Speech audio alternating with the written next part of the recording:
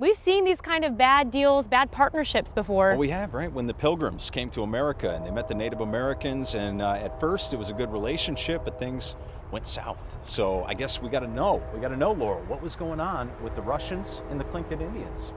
Well, it didn't take long for the Tlinkits to realize that submission to Alexander Baranov, who was the general manager of the Russian-American company, meant that they would be working for free and they would have to pledge allegiance to the Tsar. So during the next 2 years, the natives became more sullen and hostile, and by 1802, they were ready to take their land back. Sounds like they were gearing up for battle. That summer, while Baranov was off in Kodiak, natives came out of the woods and scaled over the stockade walls. Now, the Russians tried to barricade their settlement, but the natives broke down doors, broke through windows, and poured into the encampment.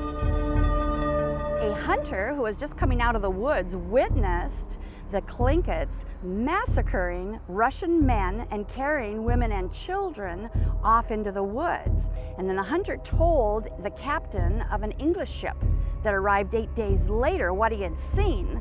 The captain then rounded up all the Tlingit chiefs and he threatened to hang them unless they returned all the captives and the possessions they had taken from the post.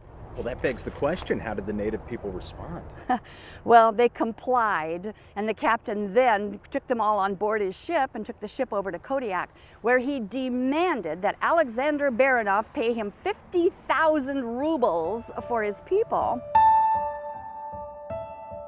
Well, when Baranov learned that it only cost the captain whatever it was for food and clothing, he paid him 10,000 rubles for 3 Russians, 5 Aleut men, and 18 women and children. So did the Russians ever return to their southeast settlement? In 1804, Baranov did return, and he had his naval entourage bombard the native people back into the woods, and then he erected a stronger stockade and renamed it New Archangel, which today we know as Sitka.